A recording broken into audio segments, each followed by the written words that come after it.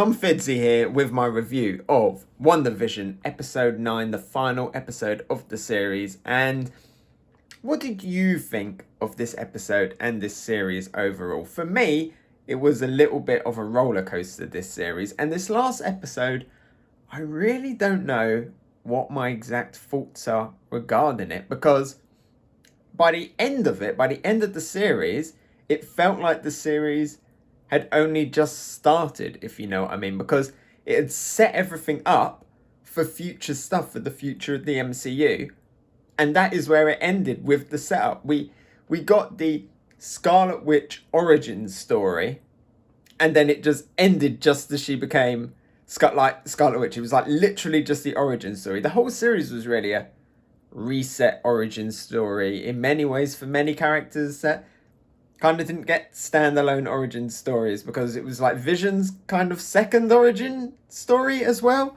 And on top of that, we also had Monica Rambeau's origin story, potentially the kids' origin story, because there are two end credit scenes. So there's like a mid-credit scene, and then there's another mid-credit scene a little bit later on. So if you haven't watched them, pause it, go watch them, and then come back. There's two in there, so make sure that you've watched them. But yeah, potentially the origin story of the kids, and sadly not the origin story that I wanted of Evan Peters' reboot of his Quicksilver character. So yeah, I'm just left a little bit mixed. It was a brave ending, I thought. It was very brave, the fact that they did kill Vision and the kids. Like, I know a lot of people were saying there's no way they're going to kill the kids. The kids died. They killed the kids. So it was quite a very sad ending. You know, it ended with Wanda not really having anything, just a load more questions about who she is, what she is, the revelation that she is a Scarlet Witch, which is very hype. But again, this is where it felt like the series had only just started and we're about to, like, it feels like we should be going into the next episode, getting all of this, but the next episode is going to be the Doctor Strange film, right?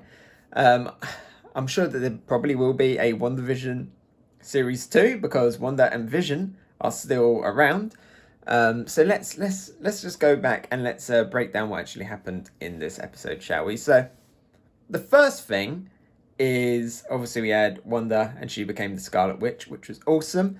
But there was some stuff in it that didn't happen that I was really hyped for. Like, I was very much predicting that she would cause some event in this series that would set up the multiverse of madness, because obviously we know that she's leading into it. I thought there would be like some big like time space like rip or something, and that she would maybe create the mutants in this. That's what it seemed like it was setting up, with the fact that Monica Rambeau was going in and out with the Hex and she was getting powers. We got the big reveal here of her powers and seeing her kind of going into that form, and we get set up of her as well at the end, where a scroll turns up. And they're like, I'm a friend of your a friend of your mother's has sent me. We want you to go up there, up into outer space, to go meet Captain Marvel. I see you halfway up there, that kind of thing. And that ended.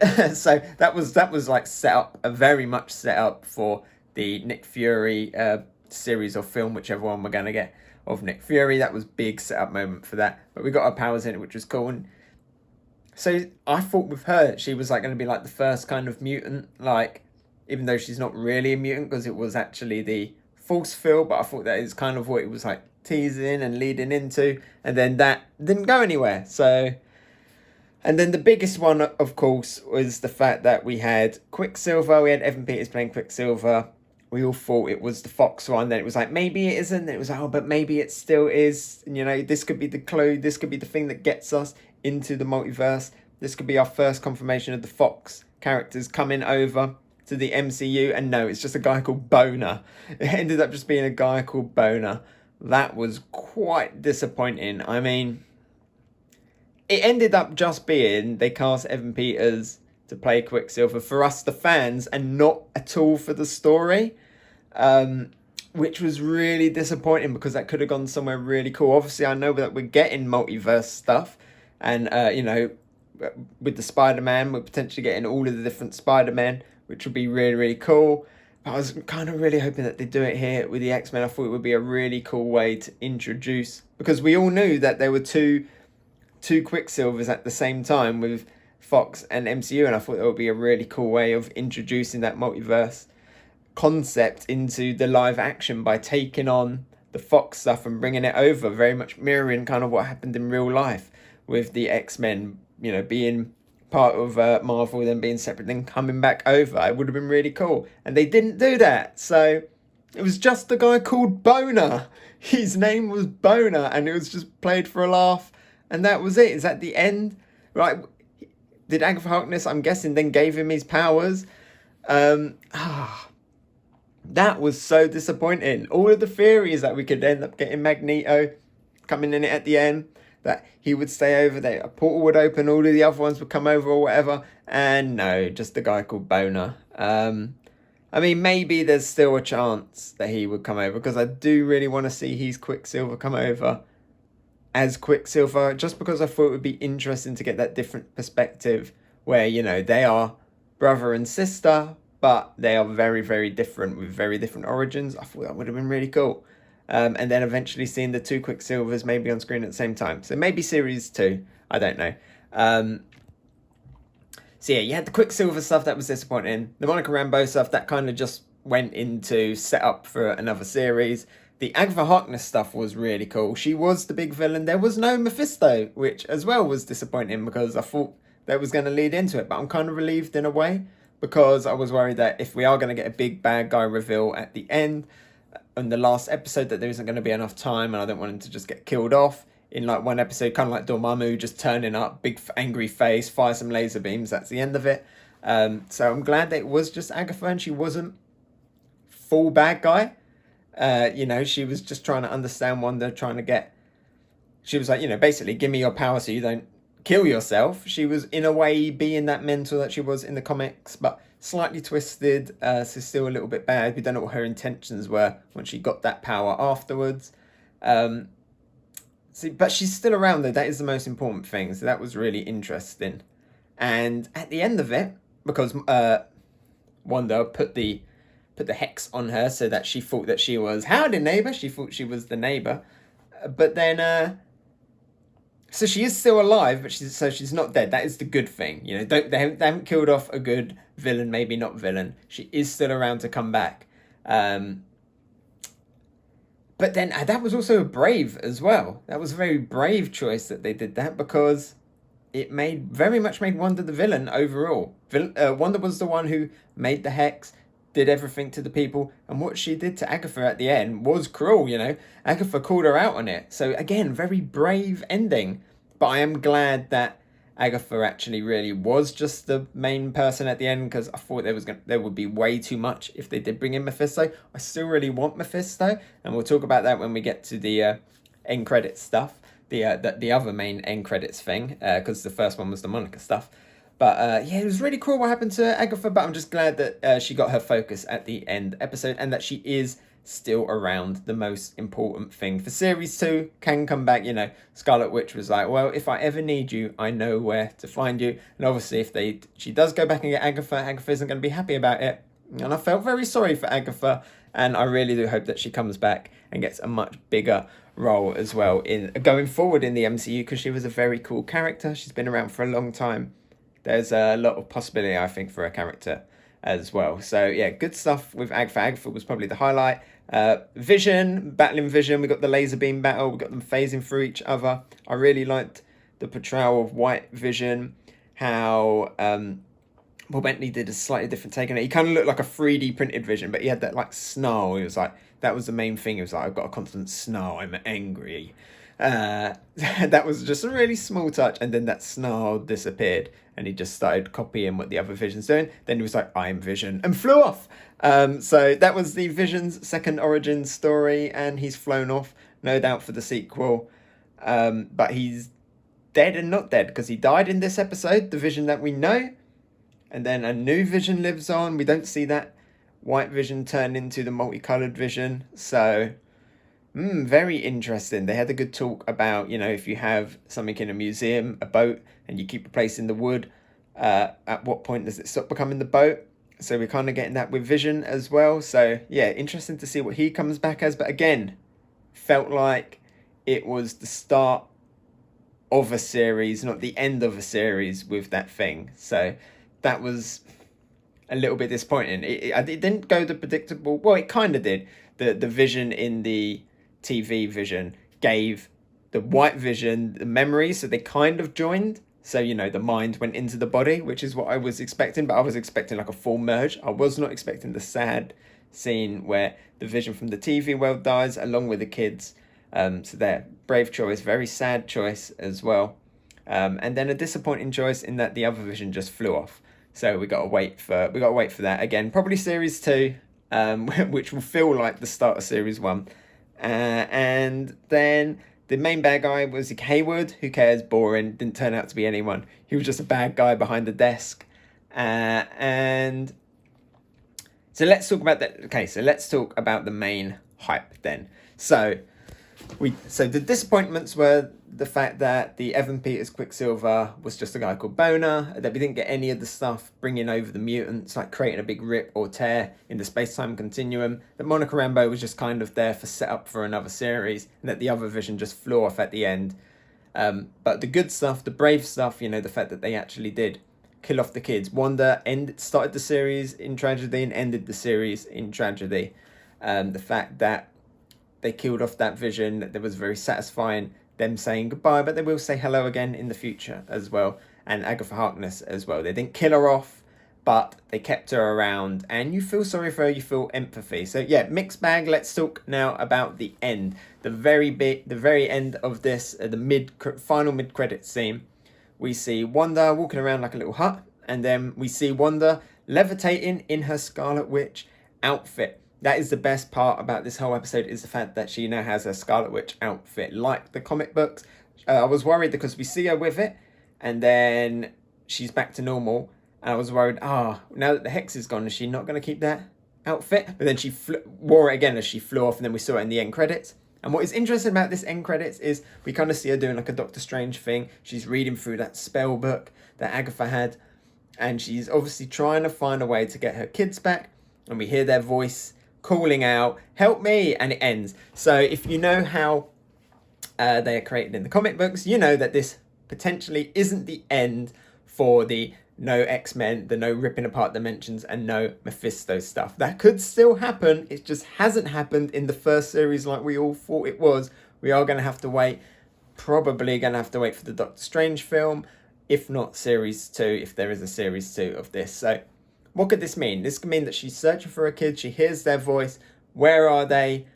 Potentially in another dimension. And that is how this multiverse stuff actually happens. So she's probably looking around for them in another universe where they are actually real.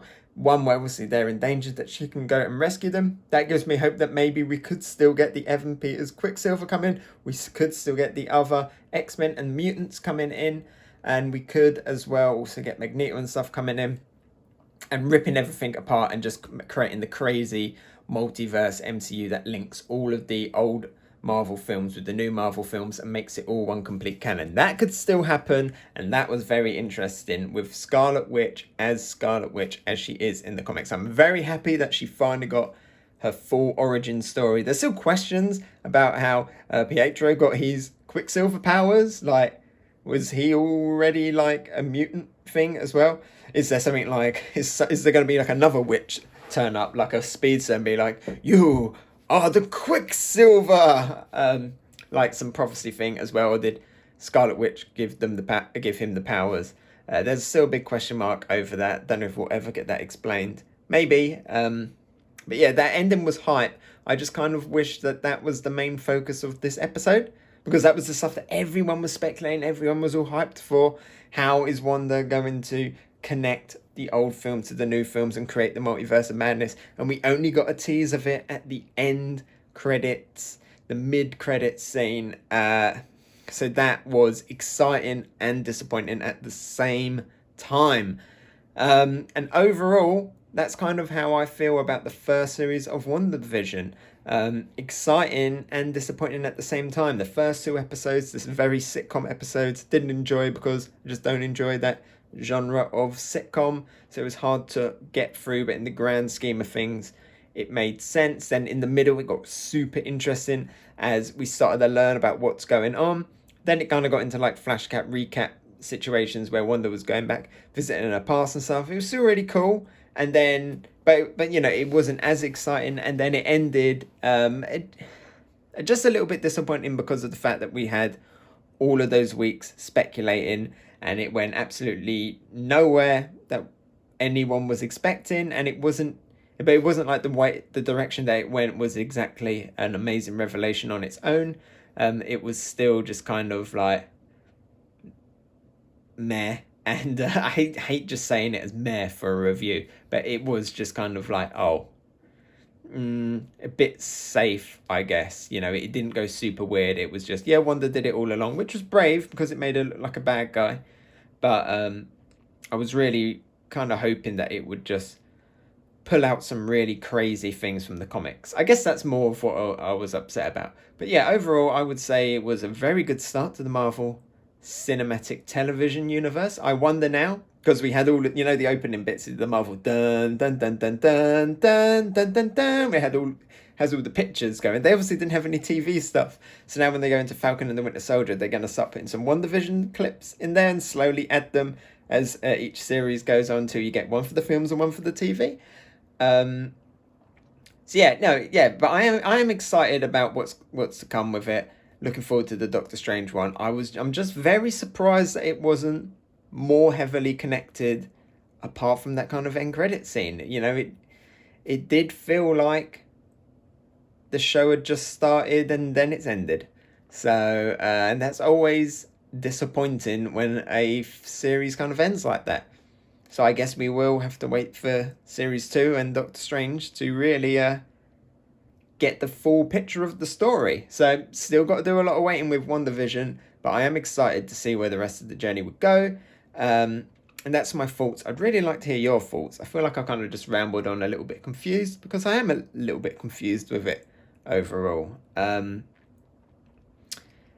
think I just need to kind of rewatch the whole series in one go, and then obviously watch Doctor Strange and film, and then I can really get my thoughts pinned down as to this overall. But great performances throughout, great setting, really cool twists and turns throughout the way. It's been an absolute privilege and so much fun just talking about it, talking to my friends about it, speculating. That has been like the main highlight of the show. Well, sometimes I wasn't enjoying the episodes themselves. I absolutely loved talking about it afterwards and hearing people's thoughts and theories. That was my favourite thing about this series, and it did that fantastic all the way to the very end. And even at the very end, there's so much more to talk and speculate on.